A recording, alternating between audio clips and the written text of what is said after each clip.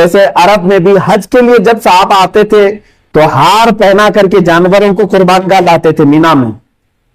ان جانوروں کے ساتھ یہ سلوک کیوں کرایا گیا؟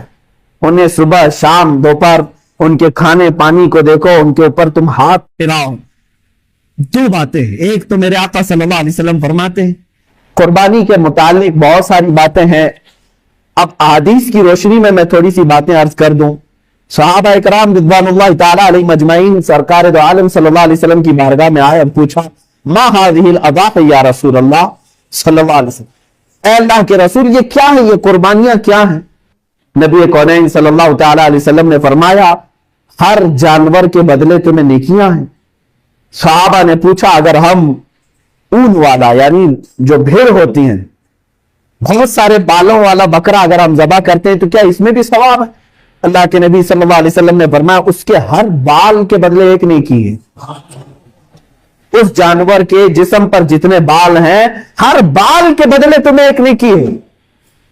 خود اپنی صاحبزادی سیدہ کائنات فاطمہ الزہرا رضی اللہ تعالی عنہا کو حضور اکرم صلی اللہ علیہ وسلم فرماتے ہیں اے فاطمہ اٹھو اپنی قربانی کی جگہ پر آؤ. جب قربانی کرنی تھی کہا کہ تم آؤ کھڑی ہو جاؤ اور دیکھو گواہ رہو قربانی کے. انہوں نے پوچھا کہ کیوں یا رسول اللہ صلی اللہ علیہ وسلم؟ حضور اکرم صلی اللہ علیہ وسلم نے فرمایا قربانی کے جانور کا خون کا قطرہ زمین پر گرنے سے پہلے مولا سابقہ گناہوں کو معاف کرتا ہے، تمہارے گناہ معاف کر دیے جاتے ہیں. تو حضرت فاطمہ نے یہ بھی پوچھا یا رسول اللہ صلی اللہ علیہ وسلم یہ صرف اہل بیت کے لیے ہے یا سارے مسلمانوں کے لیے؟ رسول کریم صلی اللہ علیہ وسلم نے فرمایا فاطمہ میرے گھر والوں کے لیے خاص ہے اور تمام مومنین کے لیے عام ہے. سب کے لیے ثواب ہے کہ تم اپنے جانور کو ذبح کر رہے ہو تو پھر اس کے خون کے قطرے زمین پر گرنے سے پہلے تمہارے سابقہ گناہ بخش دیے جاتے. اب قرآن کی آیت کی طرف بھی اگر آپ آؤ 17ویں پارے میں سورۃ الحج میں اللہ تعالیٰ فرماتا ہے لَن يَنَالَ اللَّهَ لُحُومُهَا وَلَا دِمَاؤُهَا، تمہارا گوشت اور تمہارا خون اللہ تک نہیں پہنچتا، یہ گوشت اور خون نہیں پہنچ رہا.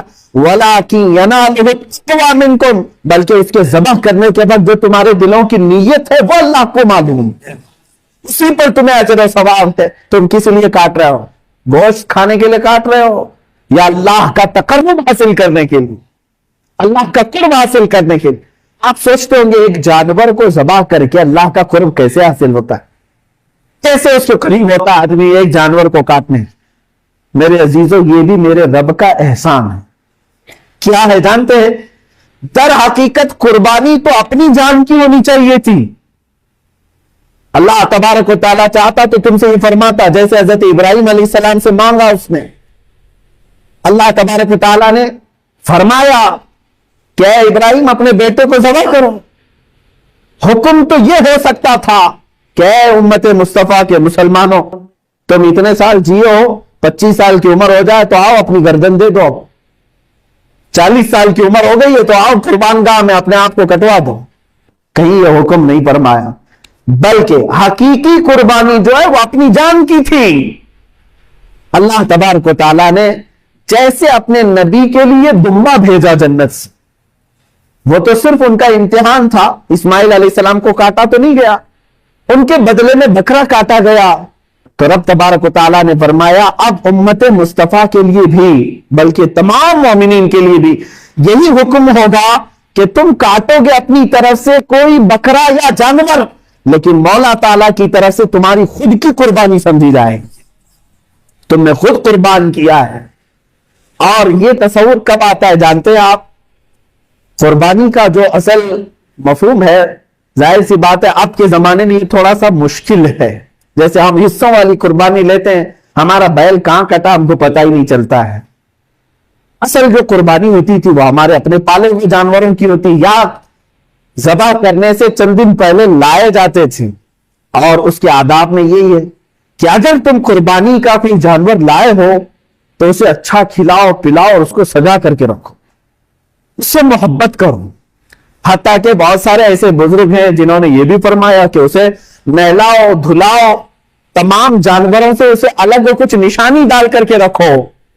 اور پہلے کے دور میں ہار پہنائے جاتے تھے ان جانوروں. उनको अलग रखा जाता था और सारे लोग जानते थे कि ये कुर्बानी का जानवर, हार पहना करके उन्हें अलग रखा जाता था। इसी से खिलाता है, जैसे अरब में भी हज के लिए जब साहब आते थे तो हार पहना करके जानवरों को कुर्बान गाह लाते थे मीना में।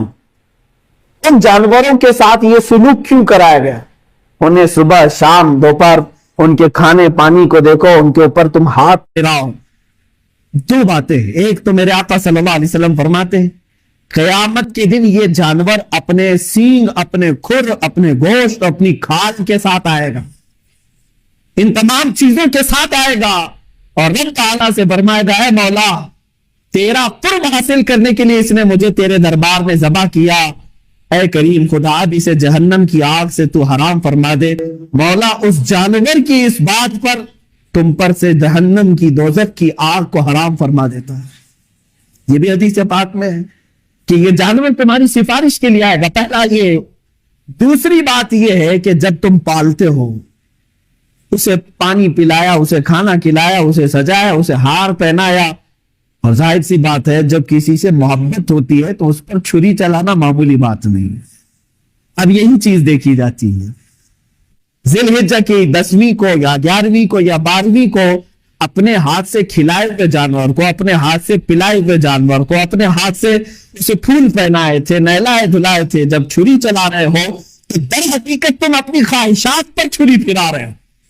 और यही रब ताला की बारगाह में कबूल है कि तुम्हारा तकवा देखा जाएगा। अल्लाह कुरान में फरमाता है, लन तनालुल बिर्रा हत्ता तुनफिकू मिम्मा तुहिब्बून। उस वक्त तक तुम बड़ी कामयाबी नहीं हासिल कर सकते जब तक अपनी महबूब चीज को अल्लाह की बारगाह में कुर्बान नहीं करते, अपनी पसंदीदा चीज को जब तक कुर्बान नहीं करते। इसीलिए जानवरों के साथ उनसियत होना चाहिए। आज के हालात में मैं ये सब के ऊपर पाबंदी नहीं कह रहा हूं, लागू नहीं कर रहा हूं, मैं तो इसकी हिकमतें बता रहा हूं। जिसके लिए मुमकिन है वो करे और जिसके लिए मुमकिन नहीं है, जाहिर सी बात है वो दूर दराज में भी कुर्बानियां करते हैं, वो जायज है। मिसाल के तौर पर यहां बैठ करके अगर कोई मक्का मुकर्रमा में कुर्बानी का अपने को किसी वकील को बनाया है, वहां अगर उसने कुर्बानी किया तो तुम्हारी कुर्बानी हो जाएगी। आप अमेरिका में करें, इंग्लैंड में करें, पूरी दुनिया के किसी भी मैदान में करें, इन दिनों में अगर कुर्बानी किया आपकी जानिब से तो कुर्बानी हो जाती है। लेकिन जो हिकमतें हैं वो अपने पाले हुए जानवर के साथ उसकी ज्यादा है, क्योंकि उस वक्त आपकी ख्वाहिशात को आप ज़बा कर रहे हैं। और एक बात याद रखें, अल्लाह तबारक व तआला ने हजरत इब्राहीम अलैहिस्सलाम को भी कुछ ज़बा करने का हुक्म फरमाया था। आपको मालूम होगा 3रे पारे की तफसीर में ये मौजूद है कि आपने पूछा अल्लाह ताला से, ऐ मौला क्या तू मौत के बाद दोबारा जिंदा करता है? रब ताला ने फरमाया, इब्राहिम क्या तुम्हें यकीन नहीं है मेरे जिंदा करने पर मैं दोबारा उठाता हूं? इब्राहिम अलैहिस्सलाम ने कहा, है मौला क्यों नहीं यकीन है? यकीन है बिल्कुल, मौत के बाद तो जिंदा जरूर फरमाता है, लेकिन मैं चाहता हूं कि अपनी आंखों से एक बार देख लूं, अपनी आंखों से देख लूं।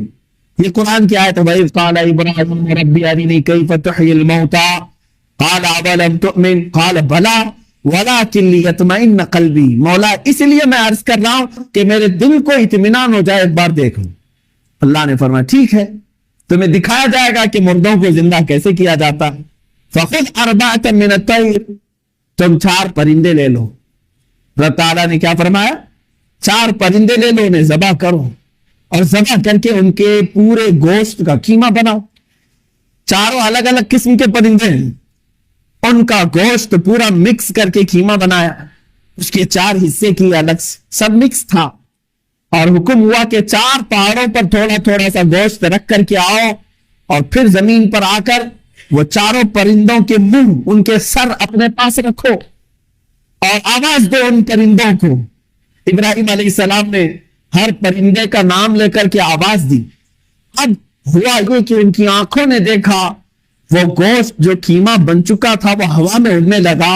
जिस जिस परिंदे का जो गोश्त था वो अपने अपने जिस्मों में मिलने लगा और बगैर सर के, बगैर मुंह के वो परिंदे फकत अपने जिस्म के साथ उड़ते हुए आए और इब्राहिम अलैहिस्सलाम के पास जो सर रखे हुए थे वो जिस्मों के साथ जुड़ गए और पूरे परिंदे होकर उड़ गए। ये वाकया کوئی ہماری کہانی نہیں ہے، یہ قرآن کا واقعہ ہے، قرآن کہہ رہا ہے۔ اللہ تعالیٰ نے یہ جو فرمایا، اب اس کے متعلق جو کچھ حکمتیں ہیں، میر عبد الواحد بلگرامی رضی اللہ تعالیٰ عنہ سبع سنابل شریف میں فرماتے ہیں، وہ 4 پرندے جو تھے اس میں سے ایک کوا تھا، ایک مرغا تھا، ایک کبوتر تھا اور ایک مور تھا۔ یہ 4 پرندے، ان کے نام یاد رکھنے کے لیے اس لیے میں کہہ رہا ہوں کہ ہر ایک کی اپنی اپنی ایک خصوصیت ہے۔ ابراہیم علیہ السلام نے کیا کیا لیا؟ کوا لیا تھا، مرغا لیا تھا اور کبوتر لیا تھا اور مور لیا تھا۔ یاد رکھیں یہ 4 پرندوں کو، اور ذبح کیا ہے۔ قربانی کی بات ہے، اس لیے میں بات عرض کر رہا ہوں۔ 4 پرندوں کو کیوں ذبح کیا آپ نے؟ یہی 4 پرندے کیوں تھے؟ اب اس میں صوفیہ اکرام فرماتے ہیں اس لیے کہ ان 4 پرندوں کی کچھ عادتیں ہیں۔ کوا لالچی بہت ہے، لالچ بہت ہے، جتنی بھی چیزیں ڈالیں پھر سے اس کے اندر لالچ ہوتی ہے۔ السلام علیکم ورحمۃ اللہ وبرکاتہ۔ ناظرین، ابھی آپ نے مفتی سلمان اظہری صاحب کے جو ہے پورے بیان کو سنا کہ جو جانور کو قربانی کرنے سے پہلے گلے میں ہار پہنا دیتے ہیں، مالا پہنا دیتے ہیں، تو آخر یہ کہاں سے ثابت ہے؟ تو ابھی آپ نے سنا کہ صحابہ کرام جب مینا کے میدان میں، مینا میں جو ہے نا بکرے کو لے جا کر قربان گاہ میں جب لے جایا کرتے تھے قربانی کرنے کے لیے، تو صحابہ کرام بھی جو ہے نا اپنے جانوروں کو مالا پہنایا کرتے تھے، ہار پہنایا کرتے تھے۔ جی ہاں ناظرین کرام، اب اس وقت کا جیسا بھی ہار ہو، اس وقت کا جیسا بھی مالا ہو، لیکن کیا کرتے تھے میرے بھائیوں۔ اور اسی طریقے سے بھی آپ نے حضرت مفتی سلمان اظہری صاحب سے قربانی کے متعلق آپ نے سماعت فرمایا۔ آپ کو یہ بیان کیسا لگا میرے بھائیوں؟ کومنٹ سے میں ضرور اپنی رائے دیں، اور اس ویڈیو کو زیادہ سے زیادہ لوگوں تک شیئر کریں، چینل کو ضرور سبسکرائب کریں۔ السلام علیکم ورحمۃ اللہ وبرکاتہ۔